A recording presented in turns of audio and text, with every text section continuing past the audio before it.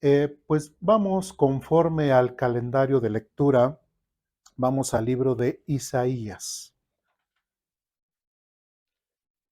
Isaías capítulo 44.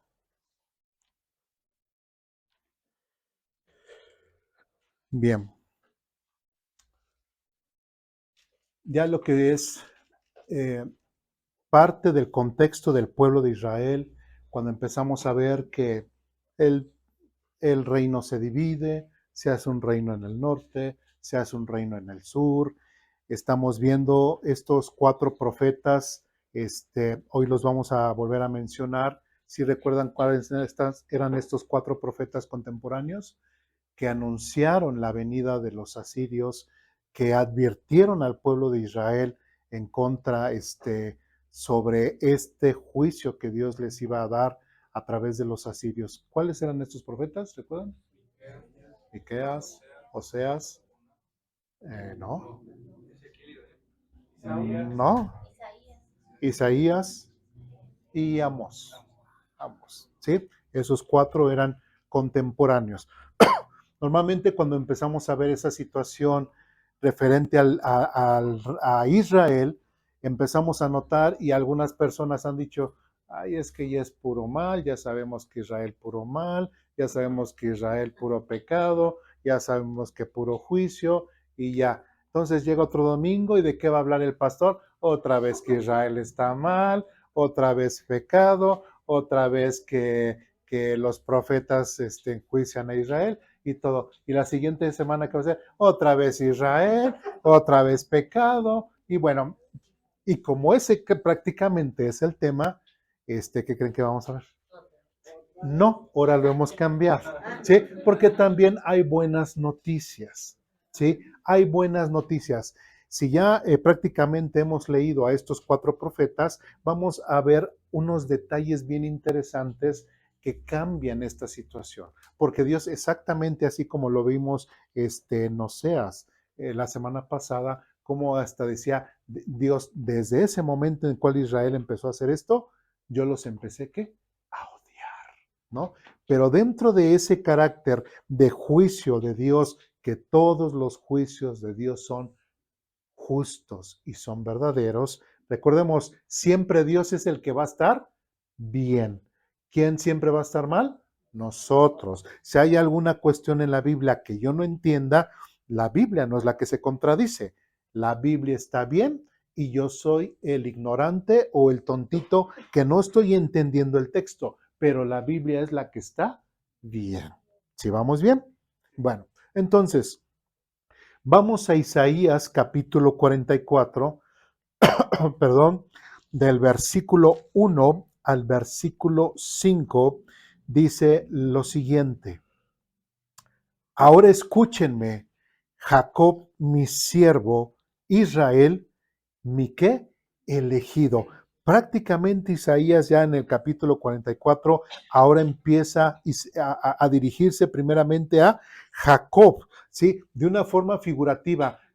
¿Cuál era el primer nombre de Israel? Jacob. Y Dios se lo cambió y le puso ¿qué? Israel. ¿Sí? Entonces, de alguna forma hace esa referencia en la cual primeramente dice, escucha, Jacob, ¿qué? Mi siervo. Y después dice, Israel, mi elegido. Hay un concepto en el mundo hoy, de hecho hoy en la actualidad, que todavía están, pero ¿por qué Israel? ¿Por qué Israel lo tienen como el reloj de Dios, ¿no? A Israel, ¿por qué Israel ya, por qué Dios no ya lo elimina? ¿Y por qué Israel? ¿Por qué Israel? ¿Y por qué Israel? ¿Y por qué lo que creemos es en torno a lo que sucede con Israel? Nuestro Mesías, nuestro Salvador, ¿de dónde es?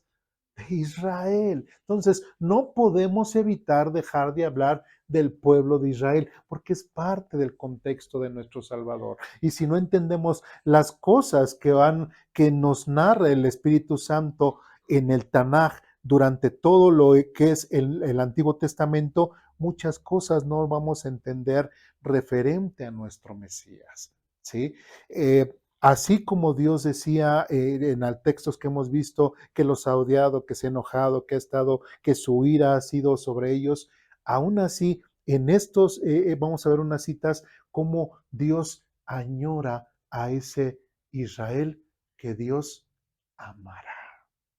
¿Sí? Y es importante notar eso porque es otra faceta, es parte de conocer a este Dios que también ha visto nuestro, nuestra desgracia y también nos ha dado la salvación a nosotros como gentiles, porque no somos de Israel.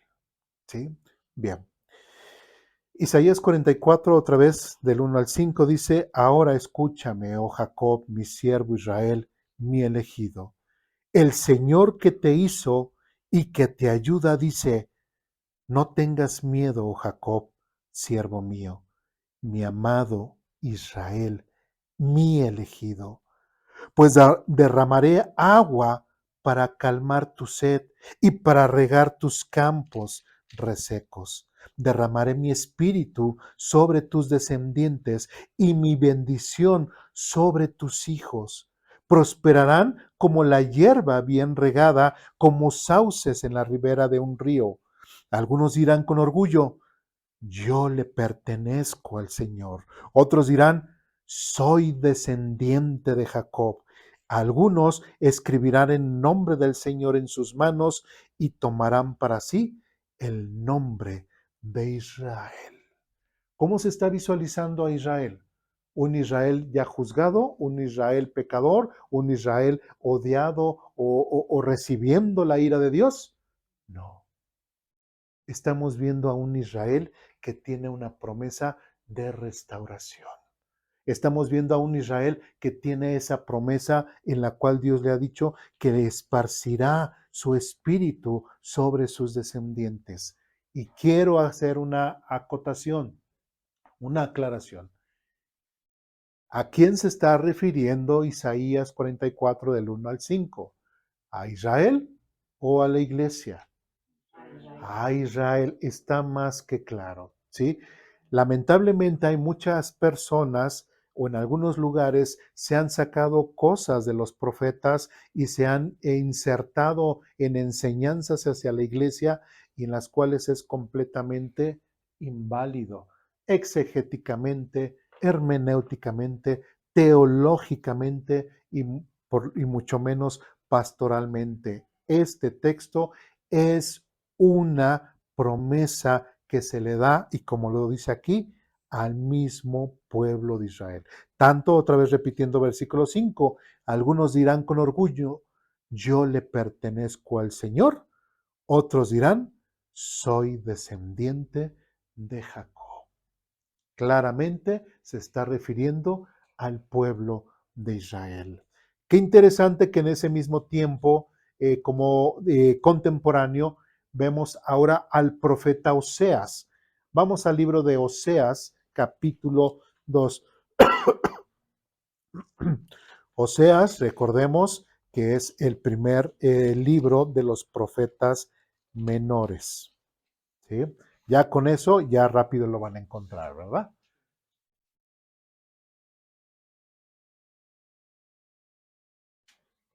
Recuerden, está Isaías, Jeremías, Lamentaciones, Ezequiel, Daniel y llegamos a Oseas. ¿Sí? Ya estamos ahí. Oseas capítulo 2. Ahora, otra vez repetimos, estamos viendo estos profetas, ya vimos Isaías, que habló acerca de una buena promesa para el pueblo de Israel, el pueblo de Jacob. Ahora vemos a un contemporáneo Oseas que también tiene textos en contra del pueblo de Israel, el juicio que tendrían referente con la nación o el imperio asirio, pero en Oseas capítulo 2, versículos del 14 al 23, dice lo siguiente, ya estamos ahí, Oseas capítulo 2, del 14 en adelante, dice, pero luego volveré a conquistarla, la llevaré al desierto y allí le hablaré tiernamente. Le devolveré sus viñedos y convertiré el valle de la aflicción en una puerta de esperanza. Allí se me entregará como lo hizo hace mucho tiempo cuando era joven, cuando la liberé de su esclavitud en Egipto. Al llegar a ese día, dice el Señor, me llamarás esposo mío en vez de mi Señor. Oh Israel, yo borraré los muchos nombres de Baal de tus labios y nunca los mencionarás. En ese día haré un pacto con todos los animales salvajes, las aves de los cielos y los animales que corren sobre la tierra, para que no te hagan daño. Quitaré de la tierra todas las armas de guerra, todas las espadas y todos los arcos, para que puedas vivir sin temor, en paz y seguridad. Te haré mi esposa para siempre, mostrándote rectitud y justicia, amor inagotable y compasión. Te seré fiel y te haré mía. Y por fin me conocerás como el Señor. Versículo 21. En ese día, siempre esa frase de en aquel día, en ese día, ¿a qué día nos está diciendo? ¿En un tiempo cercano? No, normalmente se está refiriendo al tiempo futuro, ¿sí? Prácticamente más futuro que nosotros o ya pasó. Todavía más futuro. Claro, tenemos que ver algunos acontecimientos. Si dijéramos que ya pasó, pues como que no vemos a un Israel realmente comprometido y amando a Dios, ¿verdad? Entonces, si no vemos al Israel de la actualidad realmente teniendo este tipo de relación con Dios y Dios bendiciendo a Israel de esa forma, entonces todavía no ha pasado. Todavía estamos hablando de en aquel día. Versículo 21. En aquel día yo responderé, dice el Señor, le responderé al cielo cuando clame por nubes, y el cielo contestará a la tierra con lluvia. Entonces la tierra responderá a los clamores sedientos del grano, las vides de los olivos, y ellos a su vez responderán, Jezreel, que significa Dios siembra. En ese tiempo, otra vez, en tiempo futuro, yo sembraré una cosecha de israelitas. ¿De israelitas o de la iglesia? De israelitas. Yo sembraré una cosecha de israelitas y los haré crecer para mí. Demostraré amor, y los que antes llamé no amados y a los que llamé no son mi pueblo, yo diré, ahora son mi pueblo. Y ellos responderán, tú eres nuestro Dios. Si se dan cuenta, dentro de todo este juicio que Dios hace en contra de Israel, el reino del norte, referente al ataque o la embestida que van a sufrir por parte de los asirios, aún así Dios les da ¿qué? Una esperanza. No los aparta de sí completamente, sino a través de esas promesas, esa esperanza que Dios le da al pueblo de Israel. Dios dice de qué forma, inclusive cómo va a ver a Israel, como una qué, esposa, como una esposa, ¿sí?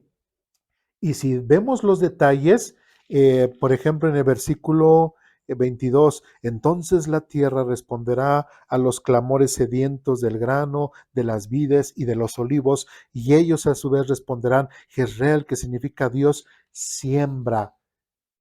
¿Qué es lo que estamos hablando? De que cuando Israel pida siembras, lluvias, ¿Dios qué? Va a contestar. Entonces, las promesas que Dios le está dando al pueblo de Israel, ¿dónde están? ¿En la tierra o en el cielo? En la tierra, ¿sí? Y a la iglesia, ¿qué promesas se les ha dado? ¿En la tierra o en el cielo? En el cielo. Entonces, tenemos que entender que hay una gran diferencia entre el pueblo de Israel y la iglesia. Ahorita no vamos a meter a la iglesia, pero sí quiero hacer esa comparación para que veamos que no son lo mismo. Bien, ahora vamos al libro de Amós, capítulo 9. Vemos otro profeta. Bueno, tenemos Oseas, Joel y después tenemos a Amós.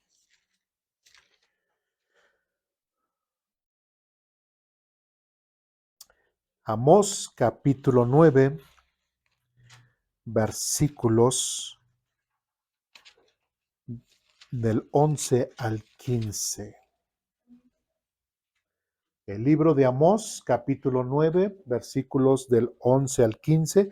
También el libro de Amós habla mucho acerca del juicio de Israel, en contra de Israel, pero también este profeta contemporáneo de los otros dos, también trae palabras de aliento y de promesa, de esperanza. Versículo 11, capítulo 9 dice lo siguiente: en aquel día, otra vez, ¿a qué tiempo se está refiriendo? Al futuro. En aquel día restauraré la casa caída ¿de quién? De David. Repararé sus muros dañados, de las ruinas la reedificaré y restauraré su gloria anterior. Israel poseerá lo que quede de Edom. ¿Quiénes son los de Edom? ¿Recuerdan? Los descendientes de Saúl, hermano de quién? De Jacob. ¿Sí? Bien, aquel hombre que vendió su primogenitura por un plato de lentejas. ¿Sí? Bueno, entonces Israel dice que poseerá lo que quede de Edom. Prácticamente Israel pues tomará las tierras que también le compartían Edom. Si ustedes recuerdan cuando Moisés todavía guiaba al pueblo de Israel y que ya estaban cerca de la tierra prometida, estaban Edom por un lado y Dios les dijo: no combatas con tus parientes, dales la vuelta. ¿Sí? Pero ahora, en el futuro, Israel sí poseerá lo que quede de Edom. Y dice: y todas las naciones que he llamado a ser mías. El Señor ha hablado y cumplirá estas cosas. Versículo 13. Llegará el día, dice el Señor, en que el grano y las uvas crecerán más rápido de lo que puedan ser cosechados. Entonces los viñedos en las terrazas de las colinas de Israel destilarán vino dulce. Aquí no está diciendo de ninguna forma: entonces sí, Dios acepta el vino. No está diciendo eso. Está hablando acerca de la prosperidad que va a tener el pueblo de Israel. ¿Sí queda claro? ¿Sí? Dice 14, traeré a mi pueblo Israel de su cautiverio en tierras lejanas, reedificaré sus ciudades que están en ruinas y nuevamente vivirán en ellas, plantarán viñedos y huertos, comerán sus cosechas y beberán su vino. 15 dice: los plantaré firmemente allí en su propia tierra. Nunca más serán desarraigados de la tierra que yo les di, dice el Señor tu Dios.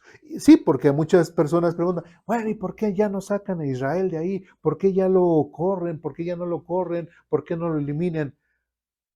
¿Por qué será? Por las promesas de Dios. Israel jamás en el futuro, ya en 1948, que se hizo el Estado de Israel y que después de, como dice aquí, traeré a mi pueblo Israel de su cautiverio en tierras lejanas. ¿Se habrá cumplido eso? Se cumplió. ¿Sí? Y aún así, si Israel volviera a ser sacado de las tierras donde Dios les prometió, aún así está la promesa vigente de Dios de que Él afirmará allí a su pueblo en su propia tierra. Nunca más serán desarraigados. Entonces, toda esa tierra prometida le pertenece a Israel, no le pertenece absolutamente a nadie más. ¿Me explico? Y Dios, así como lo dijo anteriormente, ellos tomarán inclusive parte de Edom y todas las demás tierras de las cuales Dios ha clamado como suyas. Entonces, Israel, lo podemos desechar, tenemos que dejar de hablar de Israel, tenemos que ignorar al pueblo de Israel. No, es importante. Sí, pero también que no caigamos en ese pensamiento muy espiritualoide donde dice, no, y es que Dios le dijo a Abraham que al que te bendijere, Dios le bendeciría, al que te maldijere, Dios maldecirá. Y mucha gente tiene ese concepto ay, no hables nada en contra de Israel porque si no, Dios te va a maldecir. Y tienes que decir, gloria a Israel, gloria a Dios de Israel y bendice a Israel para que así Dios te bendiga. No, hay cosas que el pueblo de Israel lamentablemente sigue haciendo mal. ¿Cómo qué? Rechazaron a Jesucristo. ¿Eso está bien o está mal? Está mal. Entonces, si el pueblo de Israel o cada miembro de alguna de las tribus de Israel rechazan al Mesías, ¿se van a ir al cielo o se van a ir al infierno? Se van a ir al infierno, a pesar de que sean del pueblo de Israel. ¿Eso es hablar en contra o mal de Israel? No, es una realidad. ¿Sí? Es una realidad y algo triste que cuando estaban ahí juzgando a Jesucristo, que estaban diciendo, crucifíquenle, crucifíquenle, ¿quién se lavó las manos? Poncio Pilato dijo, pues esta responsabilidad no cae sobre mí. ¿Y qué dijeron ellos? Pues que su sangre caiga sobre nosotros, sobre nuestros hijos y sobre los hijos de nuestros hijos. ¿Y cómo les ha ido? Todo por rechazar al Mesías. Entonces, ¿podemos decir que Israel hace todas las cosas bien? No, sigue haciendo las cosas mal, todavía no está bien delante de Dios. Lamentablemente, hoy ya con las redes sociales, pues uno, o con el internet, uno desde este lado del mundo se puede dar cuenta muchas de las cosas que están ocurriendo en Israel, ¿sí? Todavía hay muchos grupos sectarios, no todo Israel piensa de la misma forma. Hay unos que se dicen que son judíos mesiánicos, ¿verdad? Dicen, son judíos mesiánicos. Pero una sorpresa, pero no quiere decir que sean cristianos. Son mesiánicos, pero no son cristianos. ¿Sí? Son del pueblo de Israel, son mesiánicos, pero no creen en la Trinidad. Son del pueblo de Israel, son mesiánicos, pero no creen que el Nuevo Testamento sea inspirado por Dios. ¿Sí? Entonces, no pensemos que porque diga alguien, ya es mesiánico, ya va a pensar igual exactamente que nosotros. Hay algunos que sí, pero hay algunos que no. Todavía ellos siguen, de hecho muchos dicen, la mayoría somos mesiánicos, ¿por qué? Porque creemos y tenemos la esperanza del Mesías. Pero no crean que somos cristianos. No se vayan con la finta. ¿Sí? ¿Me explico? Entonces, es importante notar eso. Entonces, podemos ver que Israel está haciendo todas las cosas bien o que cree exactamente bien, exactamente como dice la Biblia. No. ¿Sí? Entonces es importante notar esa situación. Y otra vez, otro profeta contemporáneo, Isaías, Amós y a Oseas, habla de esas promesas a Israel. Terminemos con Miqueas, terminemos esto de los 4, ¿verdad? Miqueas capítulo 4. Estamos en Abdías, sigue Jonás y después ¿quién? Miqueas, ¿sí? Digo, por eso les estoy dando esta ayudita y porque de repente ya se van desde la ley, ¿verdad? A buscar Miqueas. Bien. Miqueas capítulo 4.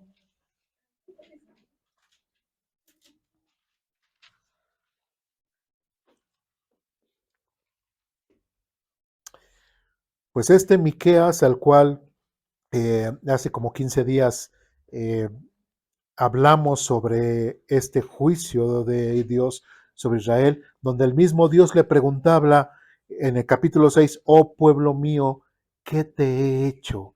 ¿Qué he hecho para que te canses de mí? Contéstame. Bueno, en el capítulo 4 de Miqueas, del versículo 1 en adelante, dice lo siguiente: En los últimos días, otra vez esa frase, en los últimos días. Entonces, estos 4 profetas que hablaron de las cosas venideras de Israel, no eran cosas que iban a cumplirse luego, ¿sí? Sino se van a cumplir, ¿qué? Hasta el final de los tiempos. ¿Sí vamos bien?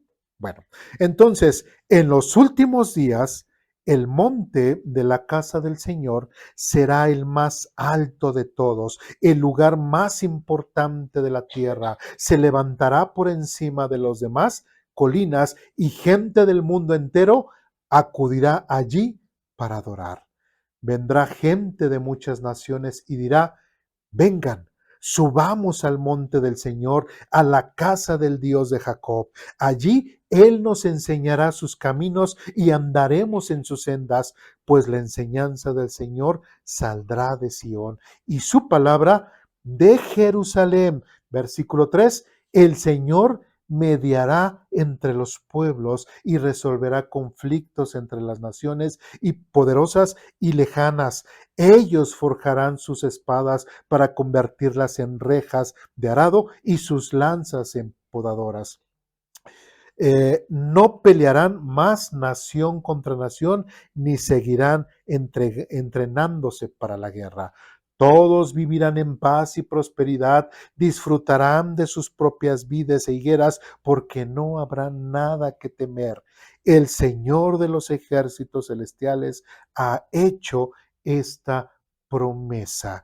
Aún las naciones que nos rodean sigan a sus ídolos, nosotros seguiremos al Señor nuestro Dios por siempre y para siempre. Versículo 6, otra vez esta frase: en aquel día venidero, dice el Señor, reuniré a los lisiados, a los que fueron desterrados y a quienes he llenado de profundo dolor. Los que son débiles sobrevivirán como un remanente, los que fueron desterrados volverán a ser una nación poderosa. Entonces yo, el Señor, desde Jerusalén gobernaré como su rey para siempre. En cuanto a ti, Jerusalén, ciudadela del pueblo de Dios, recuperarás tu fuerza y poder soberano.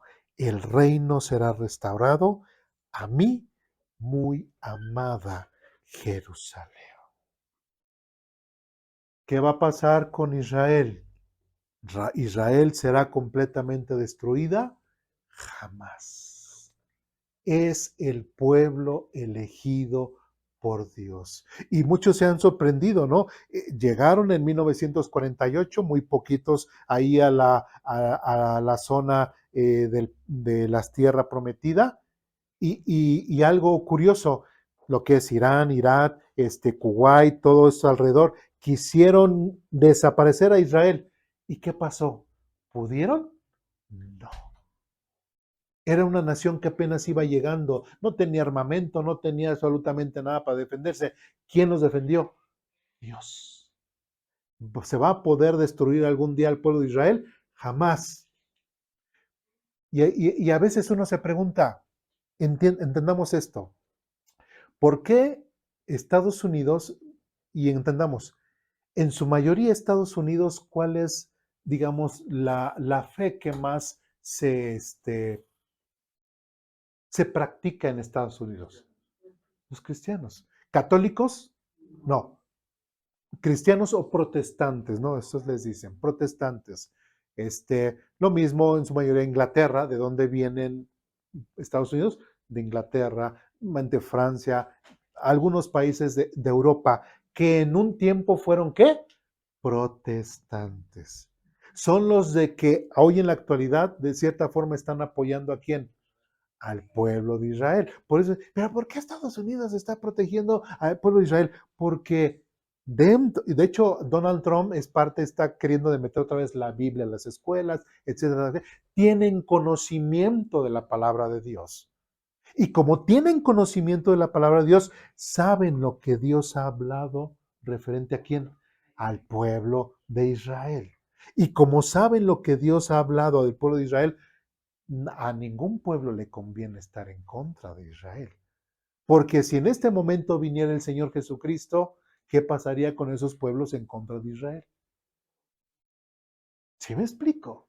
Entonces, si Estados Unidos está apoyando al pueblo de Israel y otros países están apoyando al pueblo de Israel, saben a lo que se pueden, saben a lo que se van a meter y saben que el pueblo de Israel jamás, jamás será destruido. Aún así, aunque los musulmanes, aún así, aunque el Islam esté también tratando de destruir a Israel, esté tratando de meter el Islam a muchos países, ¿lo van a hacer?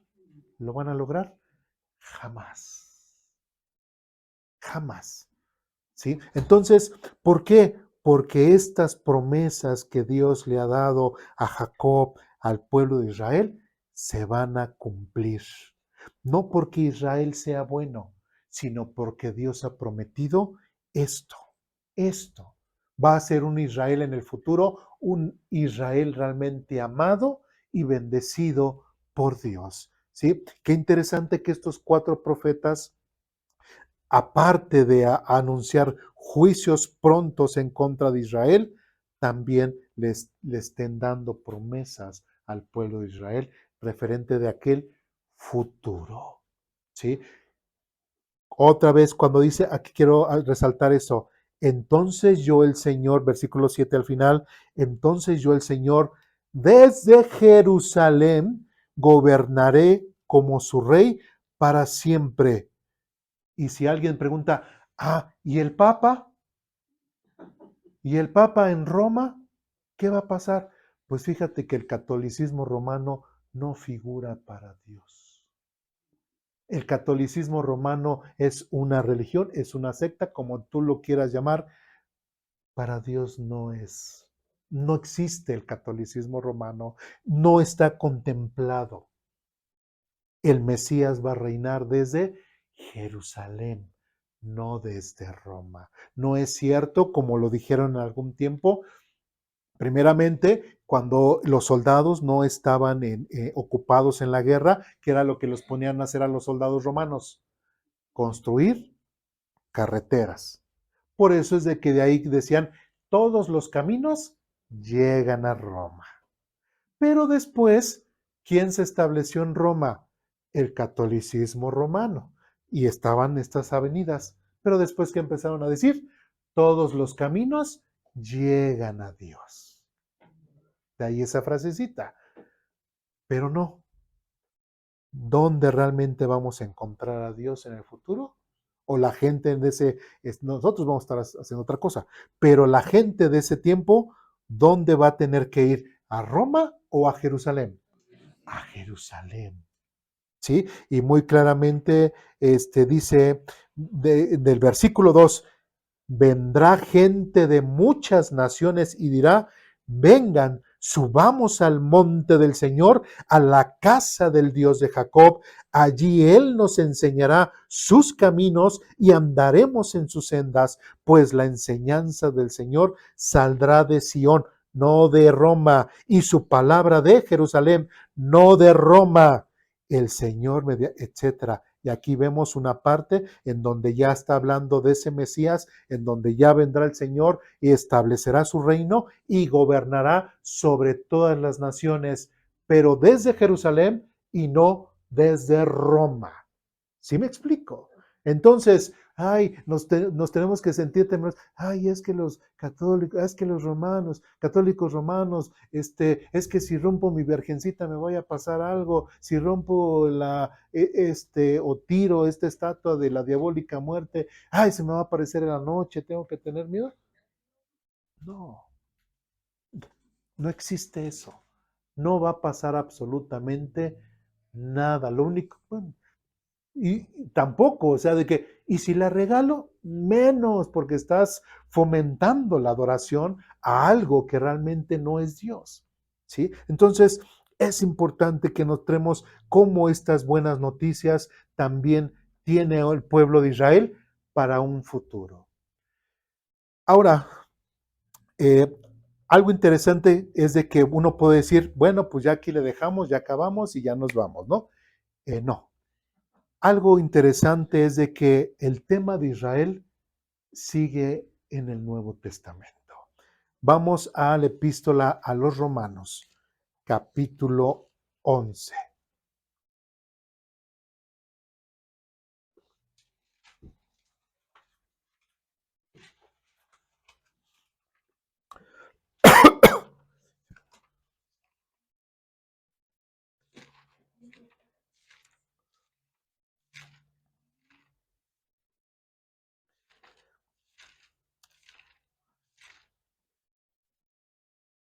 ¿Ya encontraron Romanos? Bien, y yo todavía no. Romanos capítulo 11, versículos 1 y 2. ¿Ya estamos ahí? Romanos, epístola a los romanos. ¿Quién escribió Romanos? El apóstol Pablo. ¿A quién va dirigida? A los romanos. Ya está, pues a los romanos. Ay, pero, perdónenme, ¿no? Digo, pero bueno, ya me están, ¿qué nos va a enseñar? ¿Verdad? Bueno, ok, Romanos capítulo 11, versículos 1 y 2. Dice, entonces pregunto, ¿acaso Dios ha rechazado a su propio pueblo, la nación de Israel? Y esto es importante porque hay mucha gente y muchos cristianos que hoy en la actualidad y también mucho del catolicismo romano, lamentablemente han tenido esa falsa enseñanza. ¿Sí? ¿Qué dice? ¿Qué contesta Pablo?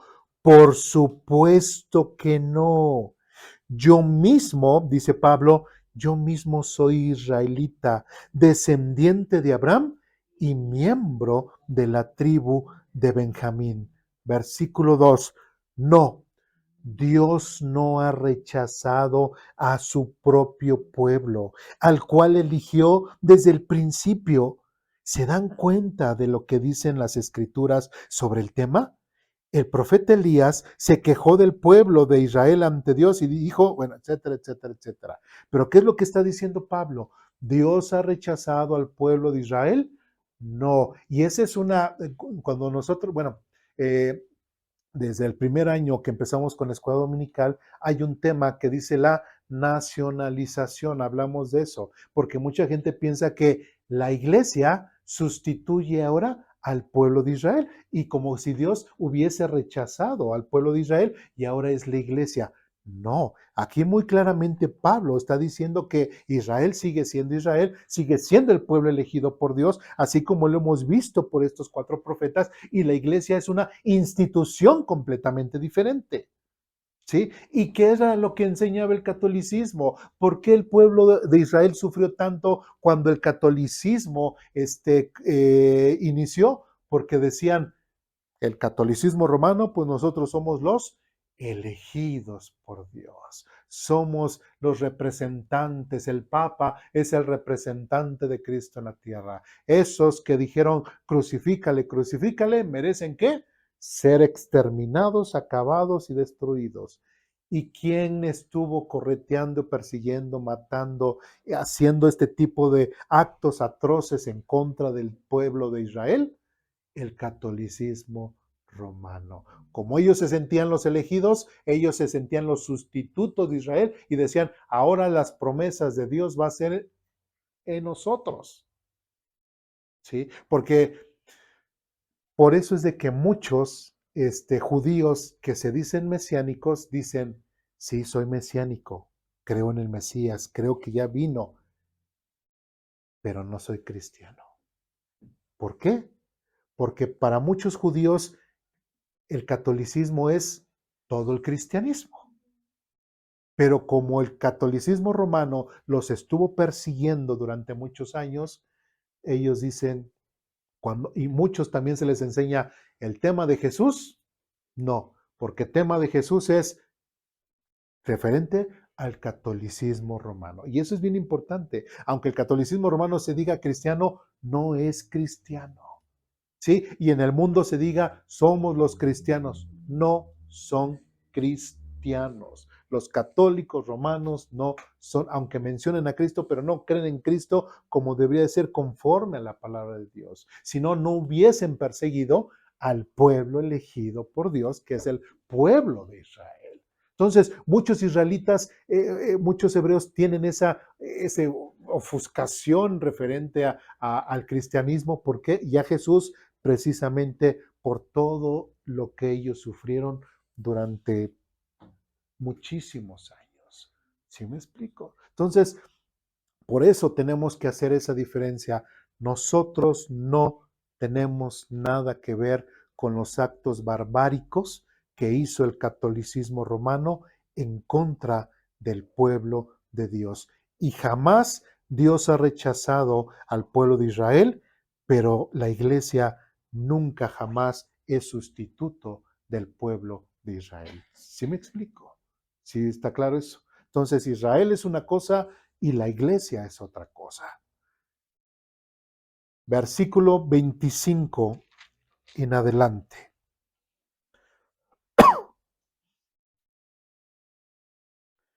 Romanos capítulo 11, versículos del 25 al 27.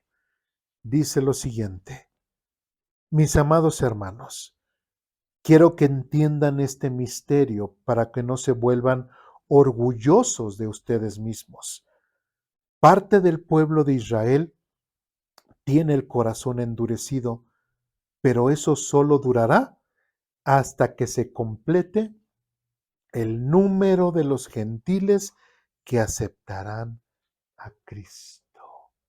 Otra vez, pero eso, dice, parte del pueblo de Israel tiene el corazón endurecido, pero eso solo durará hasta que se complete el número de gentiles que aceptarán a Cristo. Y es aquí esta cita donde muchos en algunas décadas pasadas han interpretado o interpretaron de que no, pues, y se dio una ola de misioneros por todos lados, porque decían, mientras más se comparte el Evangelio, pues toda la gente va a conocer a Cristo. Y ya que la gente conozca a Cristo, entonces ya va a venir el Señor. ¿Sí me explico? Entonces comenzaron a pensar que mientras más rápido la gente conociera, o sea, si queremos apurar la venida del Señor, ¿qué es lo que tenemos que hacer? Compartir el Evangelio, ¿sí? Y ya que todo el mundo, ya que todos los gentiles en todo el plano terráqueo hayan escuchado, quienes sí dijeron que sí, quienes sí dijeron que no, pero que ya hayan escuchado, entonces ya que todos los gentiles que vayan a ser salvos, ya entonces ya va a venir el Señor. ¿Eso será verdad? No. ¿Por qué no? ¿Eh?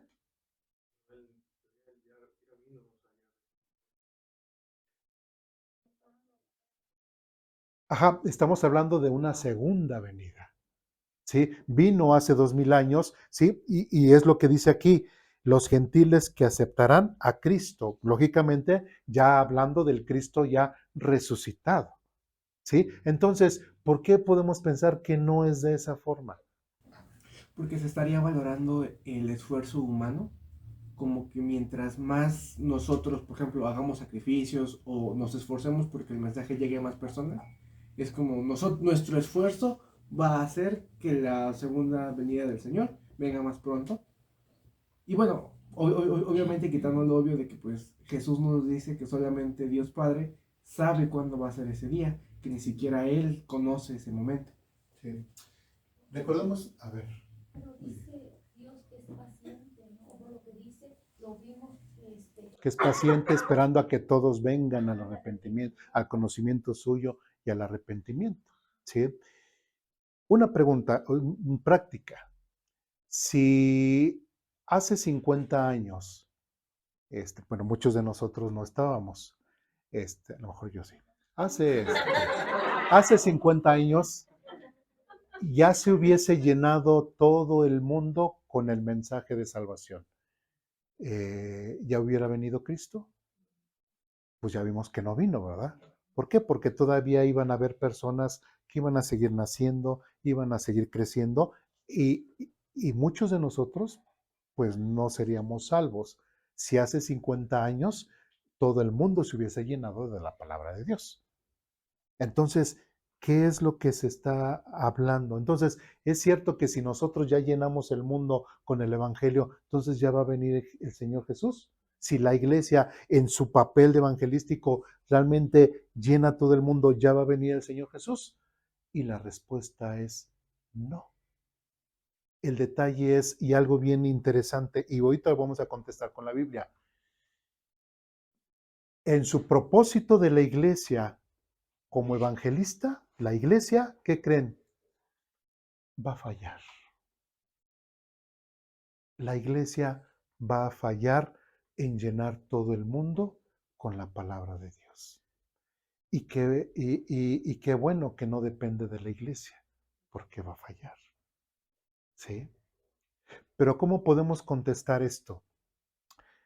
Vamos al libro de los libros proféticos, al cual muchas de las cosas que vimos en estos 4 profetas se van a ¿qué? ¿Cumplir en qué libro? Apocalipsis. Vamos a Apocalipsis capítulo 7.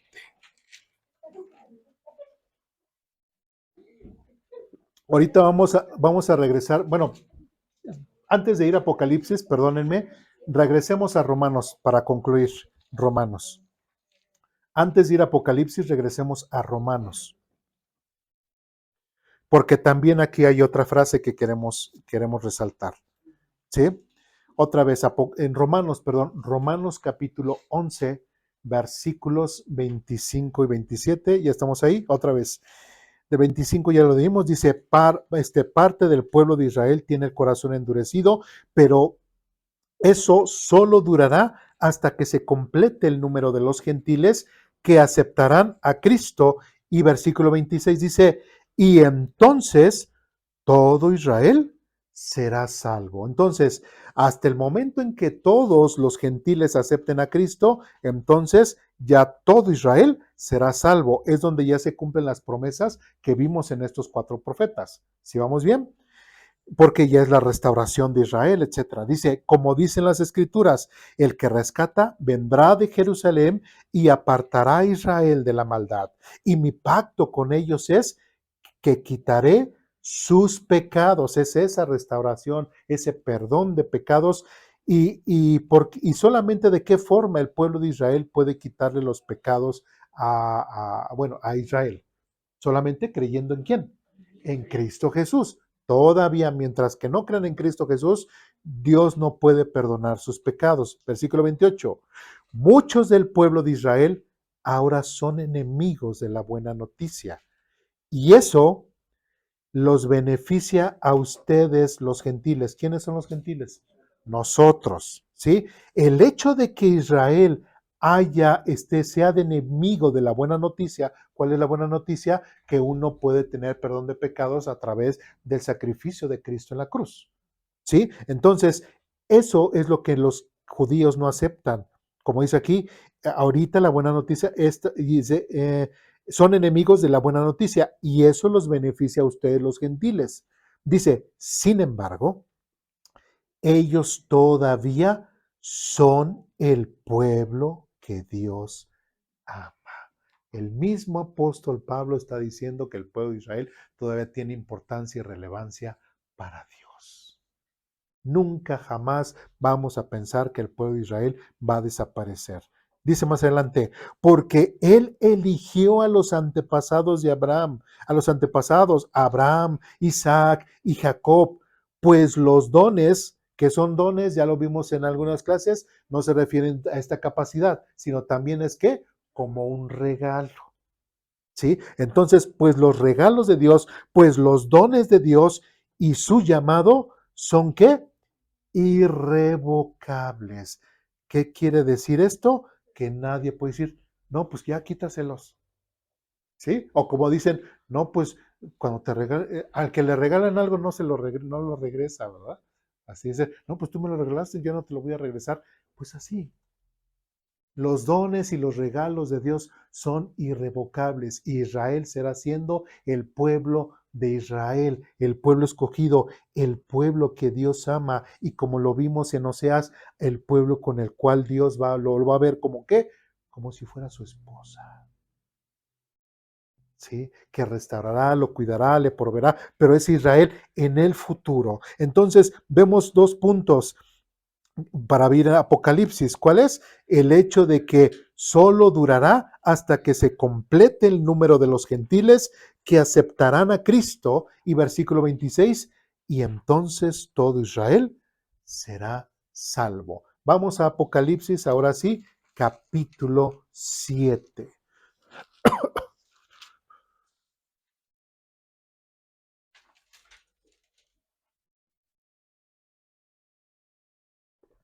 Recordemos que al libro de Apocalipsis, y para buena noticia de nosotros, recordemos que la venida del Señor se refiere a dos acontecimientos. El primero es Jesucristo viene por su iglesia en los aires. Todavía Jesucristo no pone el pie sobre la tierra, nos lleva con él. ¿Sí? Y en cuanto Jesucristo viene y se lleva a la iglesia, empieza lo que es un periodo de 7 años, que es el periodo de tribulación. Dentro de ese periodo de tribulación también se divide dos periodos. La tribulación y la gran tribulación. 3 años y medio por aparente paz y los otros 3 años y medio por la gran tribulación. ¿Sí vamos bien? ¿Sí? Entonces, ya que pasen esos periodos de 7 años, al final de los 7 años es cuando ya viene Jesucristo, Apocalipsis capítulo 19, y viene y establece ya su reino que durará para siempre, Satanás es atado, etcétera, etcétera. Bueno, entonces, ¿qué es lo que vamos a ver en Apocalipsis 7? Todo lo que vemos prácticamente hasta el último capítulo de Apocalipsis, la iglesia, ¿dónde va a estar? En el cielo. ¿Sí? Entonces, ¿qué es todo lo que se va a vivir en Apocalipsis? ¿Quiénes lo van a vivir? Va a ser un periodo de juicio en contra de Israel, otra vez, y en contra de toda la humanidad. ¿Sí? Ese periodo de 7 años que cubre el libro de Apocalipsis es un juicio en contra de Israel y en contra de toda la humanidad. Por eso es de que antes de que llegue este juicio, Jesús viene por los suyos y se los lleva y los rescata. ¿Sí me explico? ¿Sí? Es como si fuese el arca de Noé, antes de que fuese llover, antes de que Dios enjuicie al mundo, Dios hizo un arca, usando a Noé, y ya todos los que estaban a salvo dentro del arca, ya todos los de afuera fueron juzgados. Pues de esa misma forma, Cristo vendrá, llevará a su iglesia, a su cuerpo, que es la iglesia, el cuerpo de Cristo, se lo llevará y empezará el juicio de Dios. ¿Sí vamos bien? ¿O ya los perdí? Bien. Entonces, aquí no está la iglesia. Apocalipsis capítulo 7, desde el versículo 1, versículo 8, dice lo siguiente. Después vi a 4 ángeles. ¿Quién escribió Apocalipsis? Juan, muy bien. Después vi a 4 ángeles que estaban de pie en las 4 esquinas de la tierra. Sujetaban los 4 vientos para que no soplaran sobre la tierra, ni sobre el mar, ni sobre ningún árbol. Vi a otro ángel que subía del oriente llevando el sello del Dios viviente. Gritó a los 4 ángeles. Perdón. Vi a otro ángel que subía del oriente llevando el sello del Dios viviente.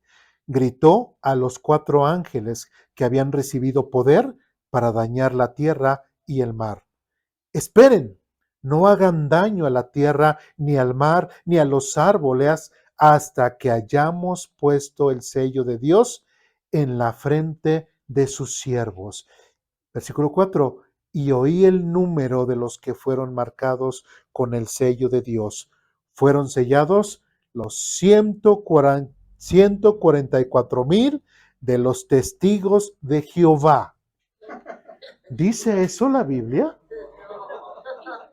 No, ¿verdad? Porque, y lo dije de esta forma irónica, porque los testigos de Jehová, ¿qué es lo que creen? Que ellos son los 144,000 elegidos. Qué interesante que cuando ya ellos van llevando un censo, Sí, en el siglo XX fueron creciendo y ellos van diciendo en cada congregación hay tantos miembros, etcétera.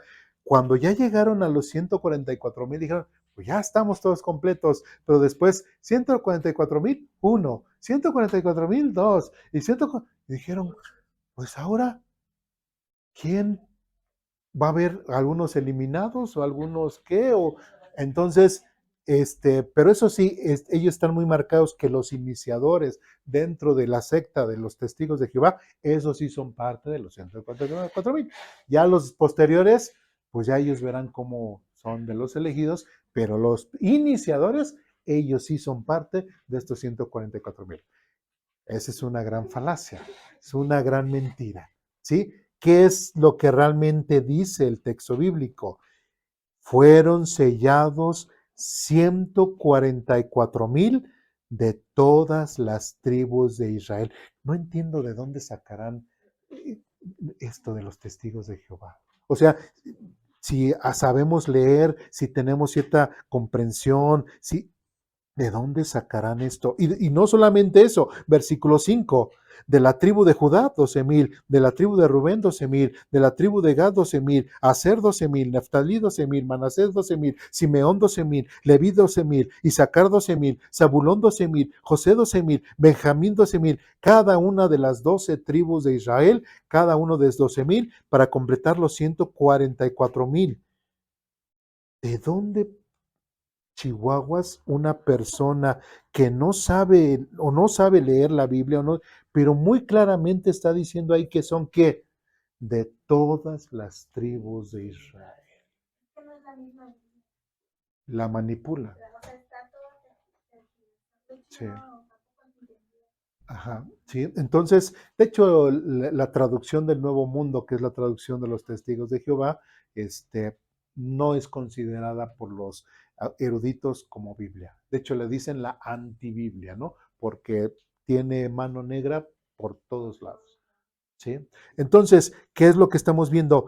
Que estos 144,000 son de todas las tribus de Israel. Es cuando Dios empieza a esta, ¿qué? Restauración. ¿De quién? Del pueblo de Israel. ¿Sí? Empiezan a hablar, empiezan a ver, algunos consideran que estos 144,000 es como si fueran estos 144,000 apóstol Pablo. ¿Sí? Porque ellos, ¿cuál va a ser su función? Compartir el evangelio. Seguimos adelante. Versículo 9. Después de esto, vi una enorme multitud de todo pueblo y de toda nación, tribu y lengua, que era tan numerosa que nadie podía contarla. Estaban de pie delante del trono y delante del Cordero, vestían túnicas blancas y tenían en sus manos ramas de palmeras. Otro error. Ahí muchos dicen, ahí está ¿quién?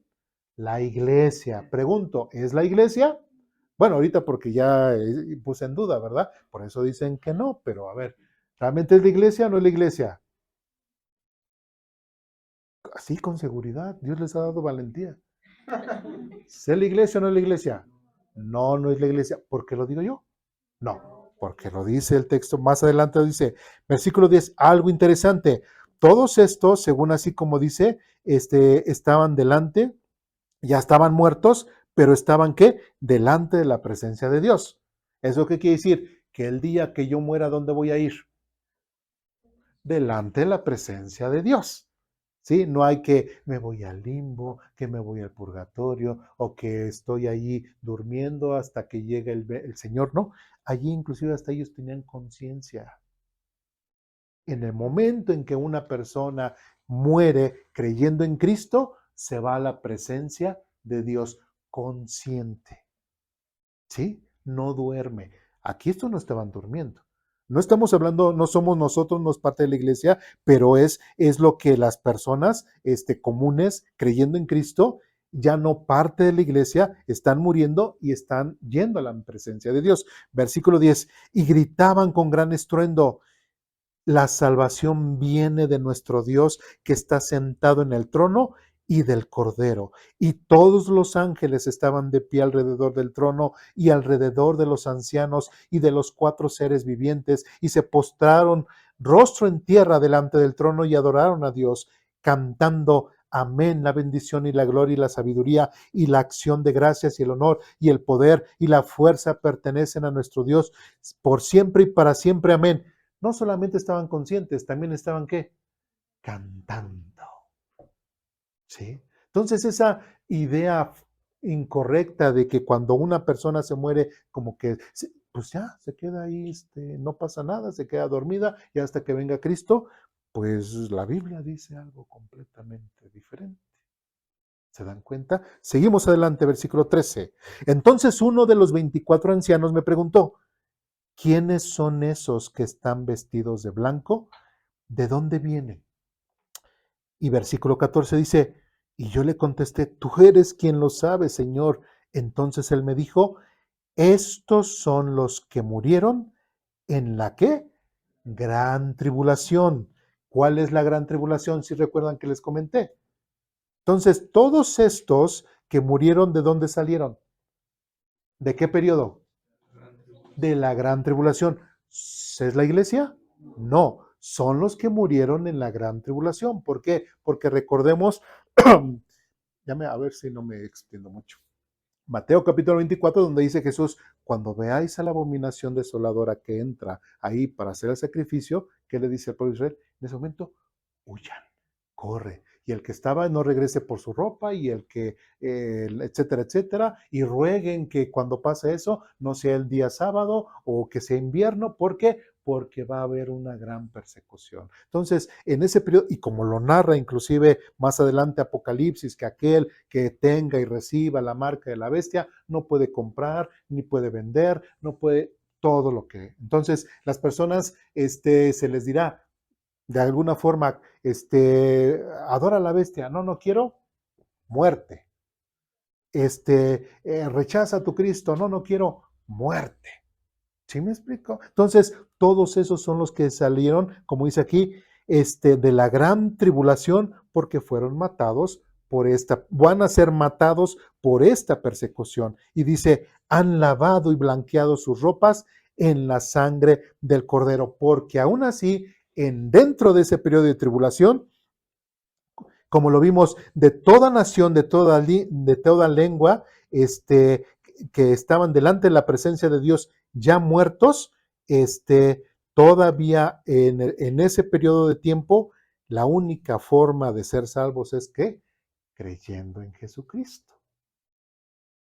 ¿Sí? Creyendo que ahora ya no se dirá porque aquel que vino resucitó. Ahora va a decir aquel que ya se llevó su iglesia, y ahora se dirá, ahora ya nada más esperemos que ya regrese y ponga su pie sobre el monte de los olivos y que empiece a reinar. ¿Sí? Ya tendrán otra perspectiva de Jesús.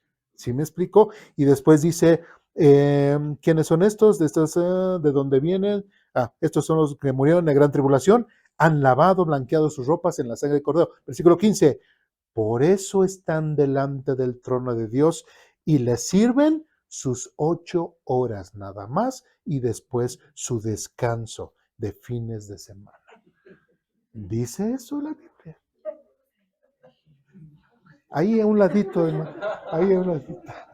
Bueno, perdón, hermana, por distraerla. Versículo 15 dice: por eso están delante del trono de Dios y le sirven, ¿qué? Día y noche en su templo, y aquel que está sentado en el trono les dará refugio. Nunca más tendrán hambre ni sed, nunca más les quemará el calor del sol, pues el Cordero que está en el trono será su pastor, y él los guiará a manantiales de aguas que da vida, y Dios les secará toda lágrima de sus ojos.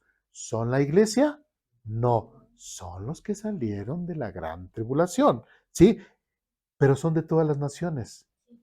Entonces, ¿qué es lo que estamos observando? La iglesia aquí ya fue llevada, pero estos 144,000 Pablos, como les dije en un momento, que estarán compartiendo a quienes, a todas las naciones. Pregunto, ¿entonces la iglesia cumplió su cometido? No. Estamos viendo aquí el fracaso de la iglesia, porque no completó los que iban a ser salvos. Si vamos bien, ¿sí? Saltamos a Apocalipsis capítulo 14. ¿Alguna duda, pregunta, comentario, reclamación hasta aquí? ¿No? Bien. Apocalipsis capítulo 14. Otra vez, desde el versículo 1 dice,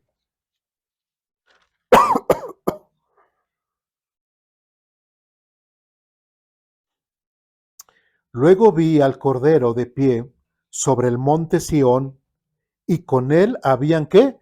144,000 que tenían el nombre del Cordero y el de su Padre escrito en la frente. ¿Quiénes eran estos 144,000? ¿Son los mismos o son otros diferentes? Son los mismos. Son los mismos. Y oí un sonido que venía del cielo y era como el rugido de grandes olas del mar y el retumbar de fuertes truenos. Parecía el sonido de muchas avispas tocando juntos. Ese gran coro entonaba un nuevo canto maravilloso delante del trono de Dios y delante de los 4 seres vivientes y los 24 ancianos. Nadie podía aprender ese canto aparte de los 144,000 que habían sido rescatados de la tierra. Ellos se han mantenido tan puros como vírgenes y son los que siguen al Cordero donde quiera que va. Han sido comprados de entre los pueblos de la tierra como ofrenda especial para Dios y para el Cordero. Ellos no han dicho mentiras y son intachables. ¿Por qué? Porque fueron unos siervos realmente exclusivos. Por eso mucha gente piensa que eran como apóstoles Pablos, que no se casaron, no tuvieron familia y ellos serán los que realmente llevarán el evangelio a todas las demás naciones. Inclusive, por allá escuchaba a un judío mesiánico hablando referente al tema. Bueno, yo lo relacioné, y él decía que actualmente en Israel hay eh, muchos judíos, muchos del pueblo de Israel, que tienen esas características. Ellos se dedican plenamente al estudio de la Torá, al estudio de la Biblia, no les interesa casarse, no les interesa absolutamente nada, más que solamente aprender, enseñan y son solteros y esas características. Y muchos de ellos se conservan vírgenes. Entonces, cuando sean esos marcados, esos 144,000, ¿dónde los va a encontrar Dios? En mero Israel, y algunos, como dice aquí, hasta de otros lados, que de todas formas ellos seguirán conservándose para su Dios. Pero si se dan cuenta, las cosas que hablaban Isaías, Oseas, Amós, Miqueas, todo eso en Apocalipsis, viendo así esos datos, se están cumpliendo. Y por último, ya en el Apocalipsis capítulo 19.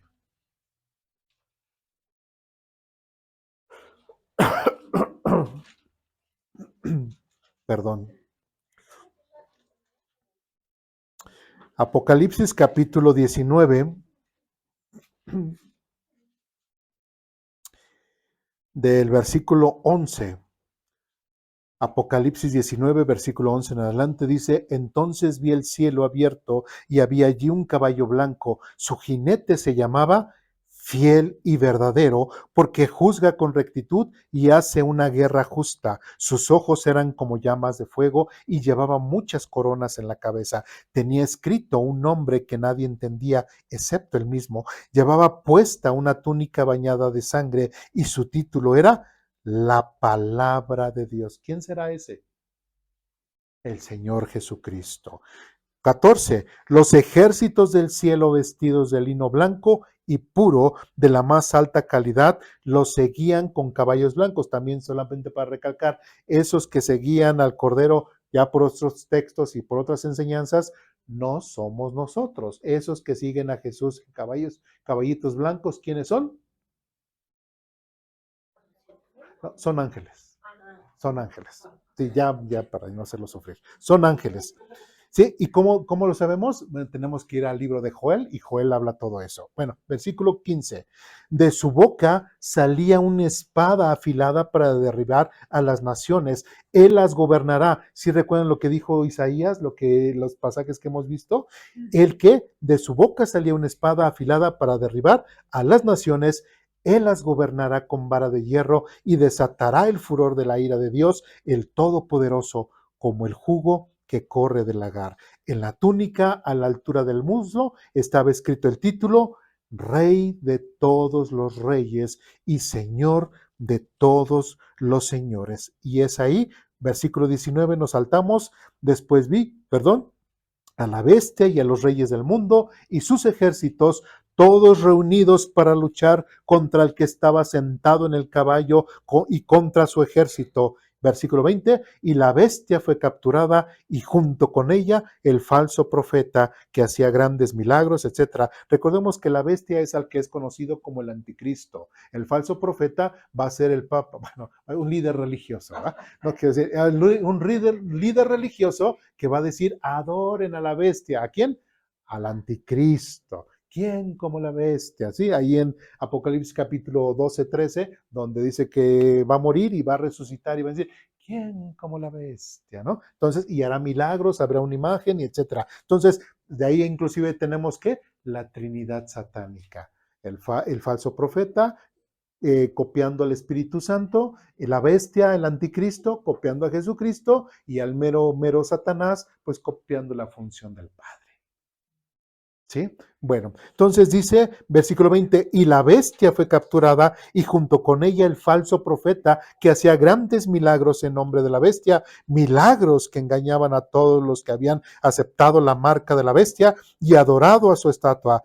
Tanto la bestia como el falso profeta fueron lanzados vivos al lago de fuego que arde con azufre. Versículo 21.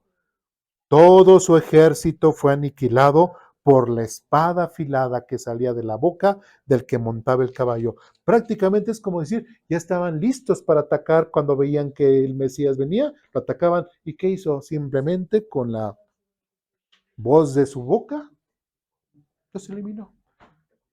También algo contradictorio, ¿cómo la gente piensa ponerse en contra de Dios? ¿Cómo piensan que se van a poner en contra de Dios? Cristo viene y cumple. Y después en el capítulo 20, versículo 1, luego vi un ángel que bajaba del cielo con la llave del abismo sin fondo y una pesada cadena en la mano, sujetó con fuerza al dragón y la serpiente antigua, quien es el diablo Satanás, lo encadenó por 1000 años y el ángel lo lanzó al abismo sin fondo. Y bueno, y ahí ya vemos todo lo que tiene que ver referente al reino milenial, que ahí no es el reino milenial, o sea, el reino de Cristo va a ser eternamente y para siempre. El que es atado durante 1000 años es Satanás. ¿Sí? El reino no es milenial, el reino es eterno. El que es atado durante 1000 años es Satanás. Ya después es desatado, está la guerra de Gog y Magog, y ya hasta el final es cuando el capítulo 21, entonces vi un cielo nuevo y una tierra nueva, porque el primer cielo y la tierra nueva habían desaparecido, y también el mar, y vi la ciudad santa, la nueva Jerusalén, que desciende del cielo desde la presencia de Dios, como una novia hermosamente vestida para su esposo. ¿Quiénes son ellos? Ahora sí, es la iglesia. Hasta el capítulo 21 de Apocalipsis, ya la iglesia va a estar. Porque recordemos que Jesucristo prometió que siempre donde Él esté, nosotros vamos a estar. Y como ya Jesucristo ya va a estar reinando aquí, después cielos nuevos y tierras nuevas, y ya va a estar aquí, entonces ahora ¿quién tiene que estar con Él? Su esposa, su iglesia. ¿Sí me explico? ¿Sí? ¿Dudas, preguntas, comentarios, reclamaciones hasta aquí? Adelante. Bueno, en redes sociales es triste porque se dicen ser como predicadores cristianos, etc. Dicen que la marca de la bestia ya está aquí. Obviamente, pues ya usted nos sacará una cronología. Y dicen que la marca de la bestia ya actual es el celular. Que porque ahí hacemos las transacciones para pagar, hacemos todos los trámites pues, el gobierno. Entonces, eso es triste escuchar eso que aseguran que ya la marca, porque pues en los jóvenes no dejan el celular, están, y hasta dicen la mano derecha y no dejan su celular. Entonces, pues sí es triste, ¿no? Que quieran pues engañar a la gente o hacerle entrar en pánico, ¿no? Que crean que pues el celular ya es la marca de la bestia, pues sabiendo que pues, ni siquiera ha sido el rapto, pues ya aseguran que ya está la marca de la bestia. Sí, lamentablemente es eso por no interpretar la Biblia con la misma Biblia. Leerla por lo menos una sola vez en su contexto, ir armando las piezas, o pregunto, siendo honestos, ¿hay algún texto que ustedes hayan visto que se contradijera con otro, o que no explicara otro texto, o que les despertara más dudas? O sea, y de hecho, desde los 4 profetas que vimos, ellos están anunciando eso, la venida, el establecimiento del reino, etcétera. Pero ¿qué era lo que decía Pablo? ¿Hasta qué momento? Hasta el momento en que se cumpliera la plenitud de los gentiles, ¿sí? Que es los que estos que murieron y que salieron de la gran tribulación, ¿sí? Y hasta que se cumplió esos gentiles, entonces ahora sí, el Señor ya viene. Y como viene y establece su reino, ahora Israel ya es ¿qué? Salvado. ¿Se dan cuenta? Solamente es ir uniendo las piezas. ¿Alguna duda? Yo sé que este tema para algunos es nuevo, o para algunos es o a lo mejor hasta irrelevante. A mí es uno de los temas que más me fascina, inclusive hasta de memoria, digo, porque yo terminé hasta Romanos, ¿verdad? Pero ya todo lo demás de Apocalipsis, pues como ya me lo sé, entonces, y me gusta mucho este tema, ¿no? Entonces, y como me lo sé tanto y lo he estudiado tanto, por eso, y lo sigo estudiando, a veces, pues nada más para mí es completar y completar y completar, y no es torcer las escrituras, simplemente es complementar las piezas y la misma Biblia nos da luz de todo eso. Adelante.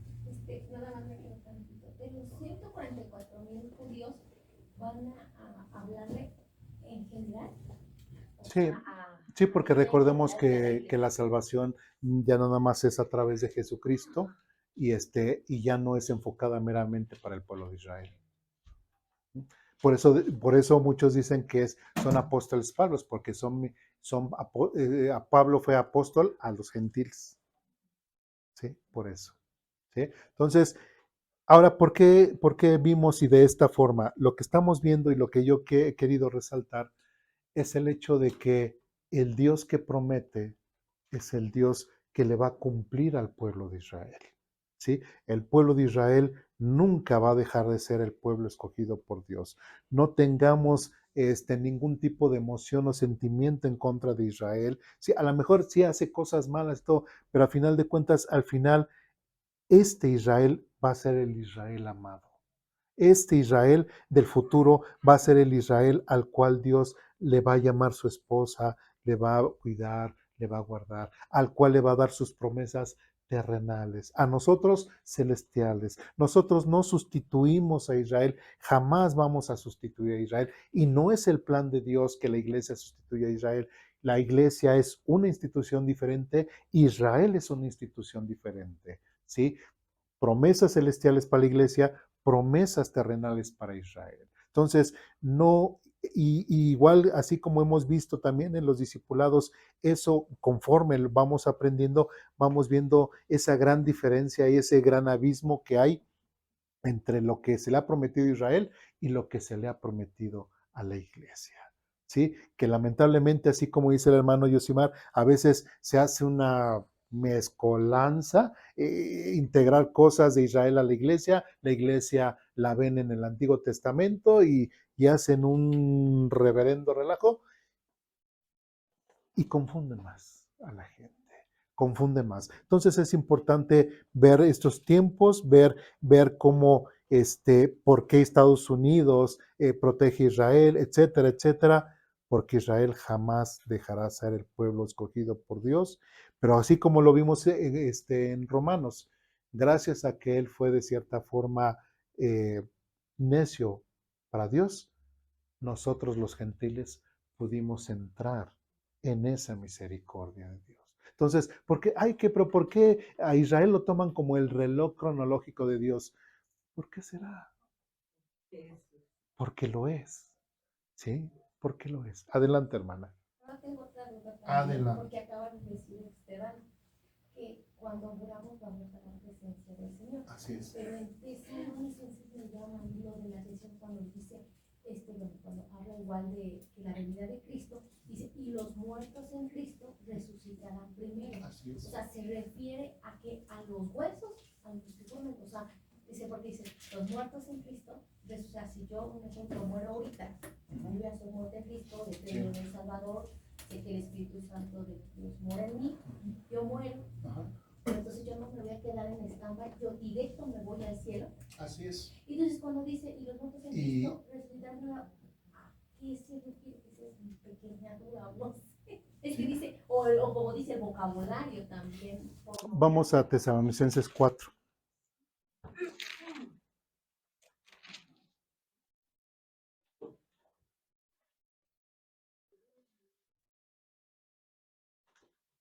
Bien.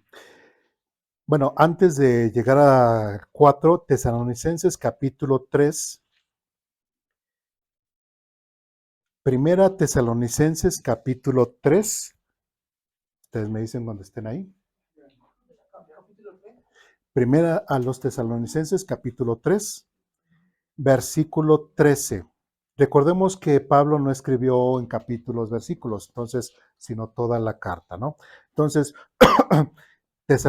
primera a los Tesalonicenses capítulo 3, versículo 13, dice que él como resultado fortalezca su corazón para que esté sin culpa y sea santo al estar ustedes delante de Dios nuestro Padre. Y después, ¿qué dice?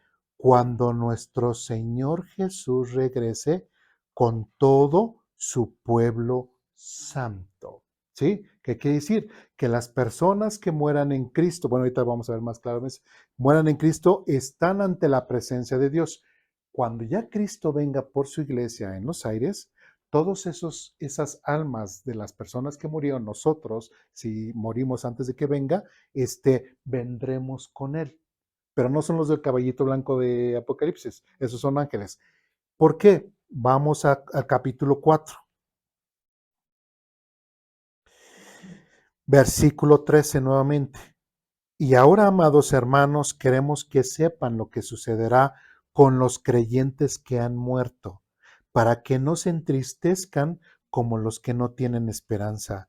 Pues ya que creemos que Jesús murió y resucitó, también creemos que cuando Jesús vuelva, Dios traerá junto con él a los creyentes que hayan muerto. ¿Qué quiere decir? Por eso digamos, yo muero en Cristo, me voy ante la presencia de Dios y así estoy consciente. Pero cuando ya diga el Señor, ya vamos, porque el detalle no es que nosotros vivamos espiritualmente.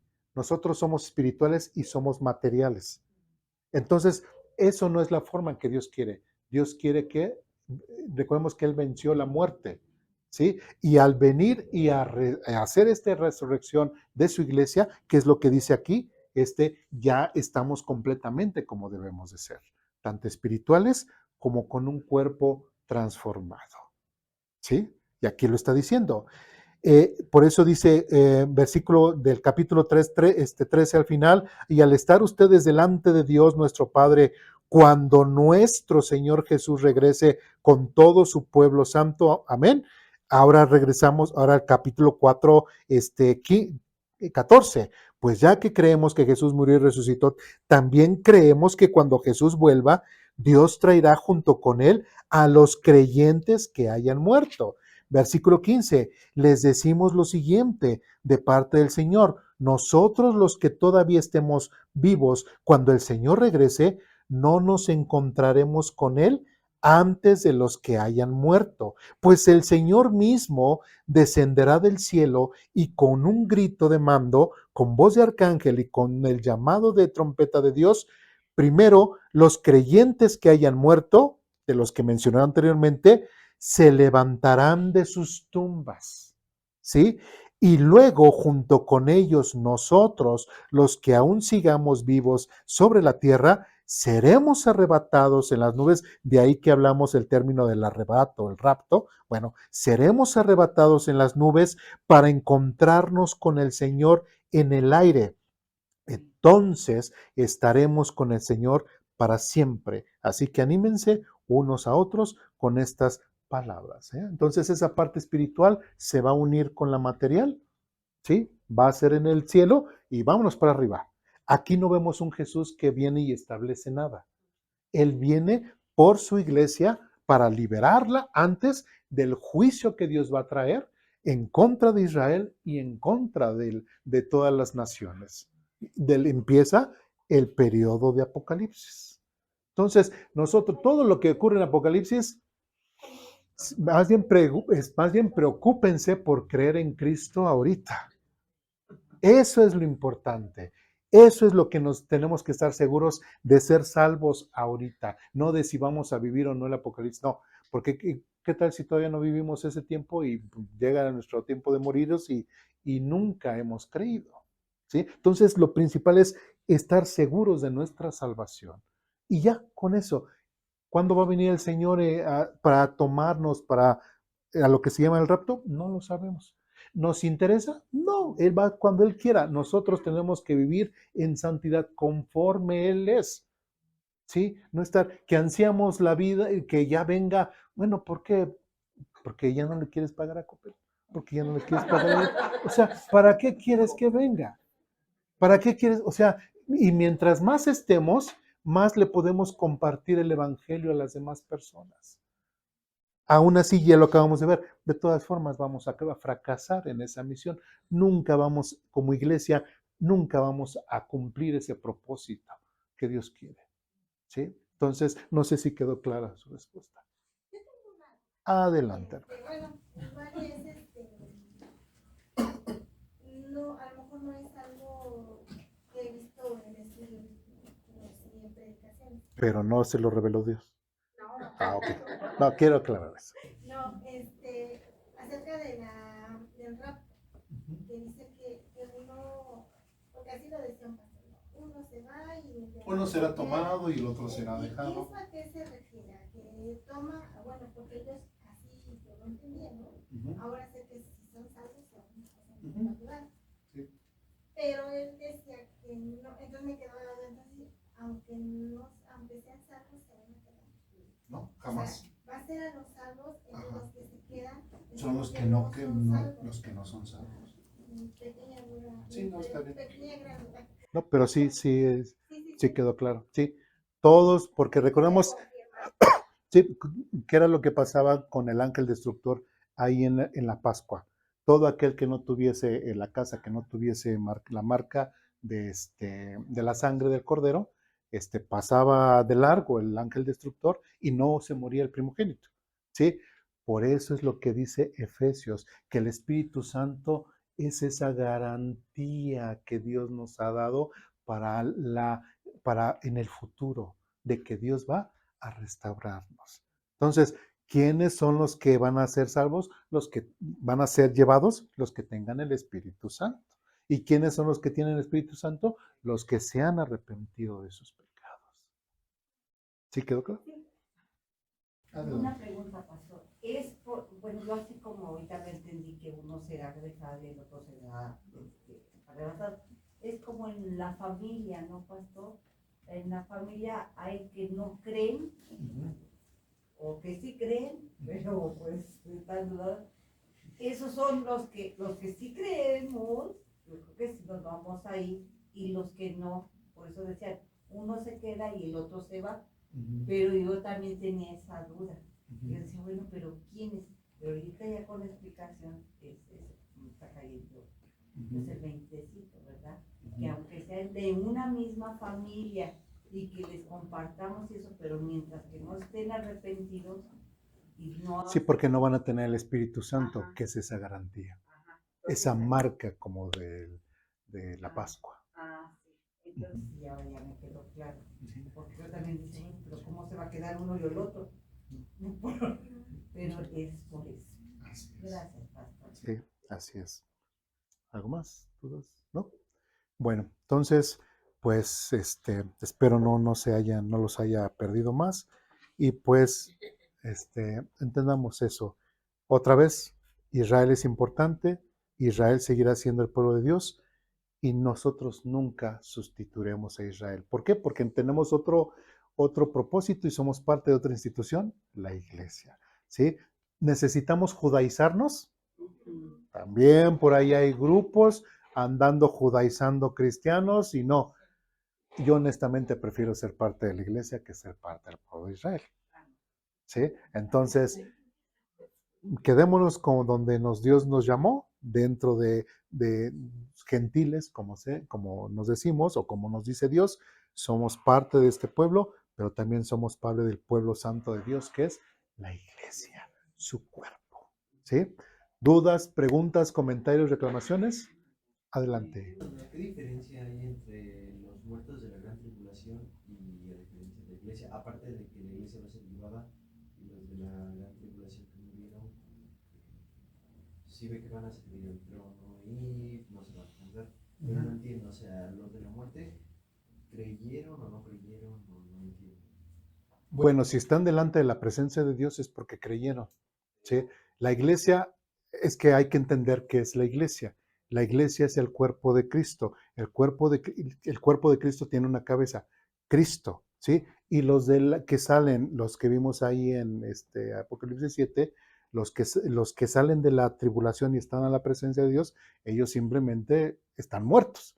Y de hecho, si tú lees más adelante, ellos están esperando y dicen, ¿hasta cuándo, Señor? ¿Hasta cuándo se nos hará justicia? Y hasta Dios les dice, espérense, espérense, todavía se necesita cumplir, porque ellos al final, ya cuando venga Cristo, no solamente, ahora, algo hay que entender que lo hemos visto en otras clases, no solamente Jesucristo va a establecer su reino. En ese tiempo, vemos Ezequiel capítulo 37, capítulo 38, es el valle de los huesos secos, que es la promesa que Dios le da al pueblo de Israel de la resurrección. Entonces, cuando Jesucristo viene y establece su reino, el pueblo de Israel resucita. Y es ahí donde vamos a ver a Abraham, a Isaac, a Jacob, a todos los profetas en ese momento.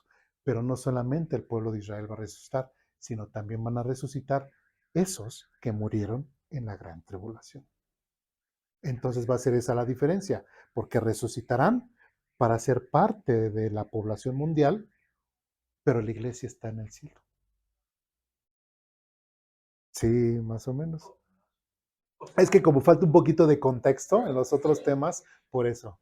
O para abreviar, entonces, los que se mueran durante el periodo de la gran tribulación ya no son parte de la iglesia. Ya no son parte de la iglesia. Sí. Ay, perdón. Adelante. Pero entonces, lo mío, la verdad, yo digo, no, bíblicamente, no sé, cuando uno muere, entonces no es bueno que lo incineren. Hay que entender en qué tipo de Dios usted cree. Pues, ¿Es poderoso o un poquito poderoso? no, poderoso. Poderoso. Entonces, ¿usted no cree que una persona que termina completamente en cenizas, Dios no tenga el poder de levantarlo de ahí? Claro que sí. Claro que sí. O sea, ¿Sí? ¿Qué pasa? Inclusive el detalle está en el mar, en los que mueren en el mar. En el Titanic, ¿cree que haya habido gente que haya sido creyente y que se haya muerto? ¿Qué es lo que pasa? Bueno, se hunden los cuerpos, se ven. A veces, siempre hago esta ilustración. Está su cuerpo, haga de cuenta que Marisela vivió en el Titanic, ¿no? Ahí con sus vestidos y todo, ¿no? Entonces, está ahí Marisela y chin, le tocó, pues ya el Señor le llamó a su presencia, pero su cuerpo se va hundiendo, de repente viene un pescadito, un pedacito de Marisela, un dedito, y se va. Llega otro pescadito, pues, y se le va. O un tiburón o lo que sea, y pues Marisela queda despedazada en un montón de pescados que después un pescador los pesca y después nos lo comemos. ¿Qué pasa? ¿Qué pasa? ¿Qué pasa con Marisela? No, pues Marisela, pues, ¿dónde quedó Marisela? quién sabe, empezó este pescado, después aquel, después lleven el pescador y pues, ¿dónde quedó Marisela? Y recordemos que inclusive el pasaje que vimos anteriormente ahí en el juicio del gran trono blanco, bueno, no lo vimos, pero ahí habla que inclusive el mar dio a sus muertos. Entonces, simplemente Dios va a decir, a ver, porque inclusive hasta el mismo infierno, va a decir, mire infierno, a ver mar, a ver la muerte, necesito todos los que murieron. Ese es el Dios poderosísimo en el cual nosotros creemos, ¿no? Entonces, ¿qué pasa? Sí, sí conoció a Nerón. Bueno, no, sabe de a Nerón, el emperador Nerón. Sí, había una avenida muy, muy grande ahí en Roma que se llamaba, se llama todavía la Vía Apia. Él lo que hizo con los cristianos, porque recordemos que cuando se incendió Roma, ¿a quién le echó la culpa? A los cristianos. Entonces, persiguieron a los cristianos, pusieron un montón de estacas y a los cristianos los empalaron. Toda esa avenida Apia los empalaron, los llenaron de aceite y los quemaron, los incineraron. ¿Qué va a pasar con ellos? ¿Ya perdieron su salvación? Dios no tiene el poder de levantar esos cuerpos que esas personas sufrieron y murieron por confesar a Jesucristo. ¿Sí me explico? Sí, entonces, y de hecho, bueno, algo, por ejemplo, mi esposa, digo, para quitar ese mito, mi esposa y yo, bueno, primeramente nos falta mucho tiempo, igual, o sea, tanto a ella como yo, el plan es, cuando ella falte, incinerarla, cuando yo falte, incinerar, ¿sí? Eso no tiene nada que ver con que, ¿y Dios qué va a hacer? O sea, pues entonces, ¿qué tipo de Dios estás creyendo? ¿Un Dios que está limitado en poder o un Dios que realmente dice, desde donde tú estés, yo te voy a levantar?